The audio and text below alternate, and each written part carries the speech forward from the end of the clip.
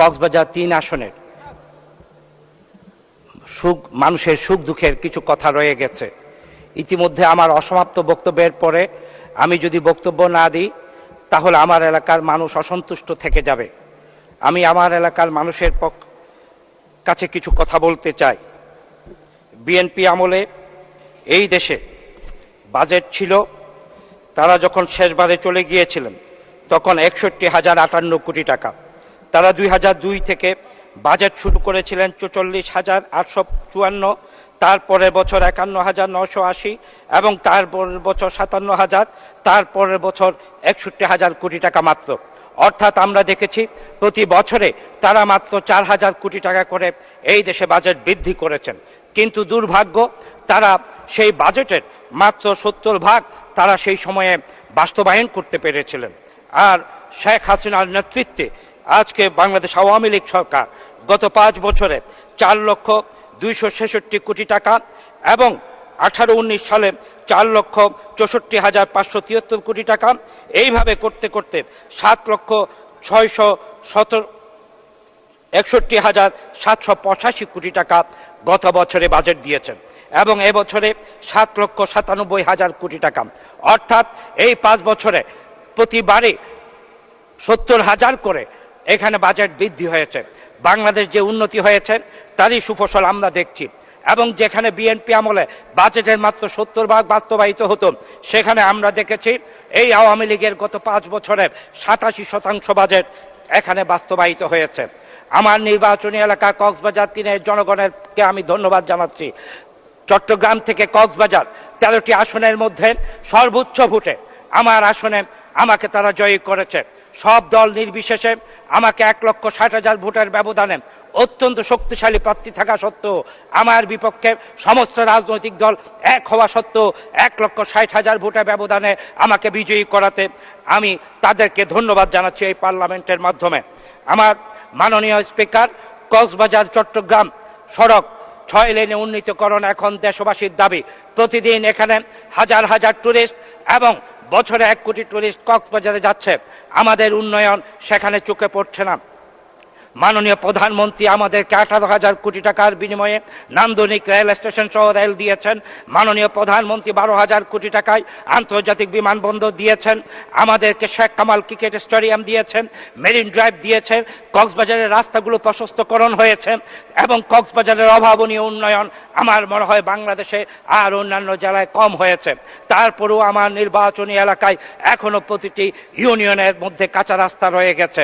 এখনো আমার এখানে 4টা বড় ব্রিজ, খরুলিয়া ঝিলংজা সংযোগ সেতু, খরুলিয়া দক্ষিণ মিঠাচড়ি সংযোগ সেতু, মনিঝিল সংযোগ সেতু, আমার এখানে সেই শুক্কুরের মঞ্জুরের দোকান থেকে সেই জালালাবাদ এবং পুকখালীর সংযোগ সেতু এবং আমার এখানে তেলিপাড়া চরপাড়া সংযোগ সেতু, SM পাড়া ছনকোলা সংযোগ সেতু গণমানুষের দাবি।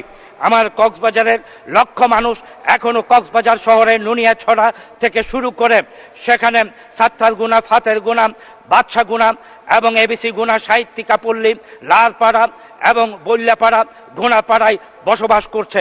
আমি মন্ত্রণালয়ে চিঠি লিখেছিলাম, গতবার ভূমি মন্ত্রণালয় সিদ্ধান্ত দিয়েছিল সেই সমস্ত যেখানে মানুষ বসবাস করে লক্ষ মানুষ, সেই সমস্ত জায়গাগুলো তাদেরকে বরাদ্দ বন্দোবস্তি দেওয়ার জন্য, এবং জেলা প্রশাসক মহোদয় ইতিমধ্যে কিছু কাজ শুরু করেছেন।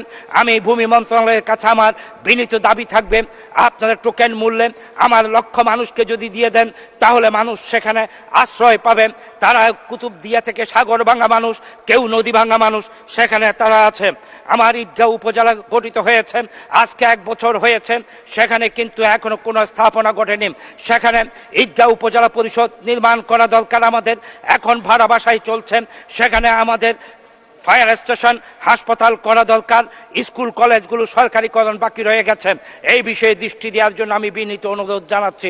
1000 বছরের শহর রামুকে পৌরসভার দাবি জানাচ্ছি এবং আমার প্রতিটি এলাকার মধ্যে বিশেষ করে যারা লবণ শিল্পে আছেন, 1 লক্ষ মানুষ লবণ চাষি, সেই লবণ বাম্পার ফলন হয়েছে। মাননীয় স্পিকার, আমাকে আর 3 মিনিট দেওয়ার জন্য বিনীত অনুরোধ। সেখানে লবণ চাষিদের লবণ আমদানি নিষিদ্ধ করার, আর 1 মিনিট নিষিদ্ধ করার আমি দাবি জানাচ্ছি। আমার মিয়ানমার সমস্যা, মিয়ানমারে আমার সীমান্তবর্তী এলাকা মিয়ানমার, সেই মিয়ানমারের মধ্যে আরাকান আর্মি এখন সশস্ত্র লড়াই করছে। আমার নির্বাচনী এলাকা থেকে মাত্র 2 কিলোমিটারের মধ্যে তাদের অবস্থান। মাননীয় প্রধানমন্ত্রী যদি সেনানিবাস না দিতেন তাহলে কক্সবাজার আজকে অনিরাপদ হয়ে যেত। এতদিন তারা দখল করে ফেলতো। মাননীয় প্রধানমন্ত্রী আমাদেরকে শেখ হাসিনা 20,000 কোটি টাকা ইতিমধ্যে দিয়েছেন সেনানিবাসের জন্য, আমাদেরকে রক্ষিত করেছেন। এখন এই মুহূর্তে আমাদের দরকার বাংলাদেশের মিয়ানমারের যারা রোহিঙ্গা আছে তাদেরকে প্রত্যাবর্তন করে বাংলাদেশ, ভারত এবং নেপাল, ভুটান, শ্রীলঙ্কা নিয়ে, মালদ্বীপ নিয়ে একটি আঞ্চলিক নিরাপত্তা পরিষদ গঠন করা। তাহলেই কিন্তু বাংলাদেশের নিরাপত্তা বাড়বে এবং ভারতের নিরাপত্তা বাড়বে। আমার এখানে মসজিদের যারা ইমাম সমাজ আছেন তাদেরকে সরকারিকরণ, চাকরি সরকারিকরণের আমি জোর দাবি জানাচ্ছি। এবং যারা বিদেশের কারাগারে আছে, আমার বাংলাদেশের বিশেষ করে কক্সবাজার জেলার অনেক মানুষ, আরেক মিনিট মাননীয় স্পিকার, আরেক মিনিট, অত্যন্ত 1 মিনিট বলুন। কারাগারে হাজার হাজার মানুষ এখনো আছেন। মিয়ানমার থেকে অনেকেই ফেরত নিয়ে আসছে আমাদের পররাষ্ট্র মন্ত্রণালয়ের মাধ্যমে, এবং প্রত্যেকটি দেশে আমাদের সেই কারাগারে যারা বন্দী আছেন তাদেরকে পররাষ্ট্র মন্ত্রণালয়ের মাধ্যমে ফেরত আনার জন্য আমি জোর প্রস্তাব করছি।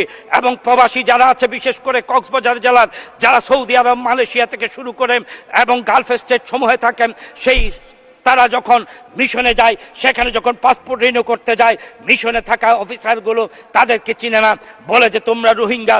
তারা বুঝে না রোহিঙ্গার ভাষা এবং কক্সবাজার ভাষার মধ্যে তফাৎ। আমি আজকে আপনাদের মাধ্যমে পররাষ্ট্র মন্ত্রণালয়ের প্রতিটি দপ্তরের সেখানে কক্সবাজারের ভাষা বোঝা মানুষদেরকে নিয়োগ দেওয়ার জন্য, যাতে কক্সবাজারের মানুষ হয়রানি না হয়, সেটি আমি জোর দাবি জানাচ্ছি। এবং আমি সাথে সাথে আজকের এই সবাই, আমি আজকের এই অধিবেশনে সকলকে ধন্যবাদ জানাচ্ছি। আমাদের সোলার লাইট ছিল, সোলার লাইট আবার দেওয়ার জন্য আমি বিনীত প্রস্তাব করছি। ধন্যবাদ মাননীয় হুইপ, আপনাকে অসংখ্য ধন্যবাদ।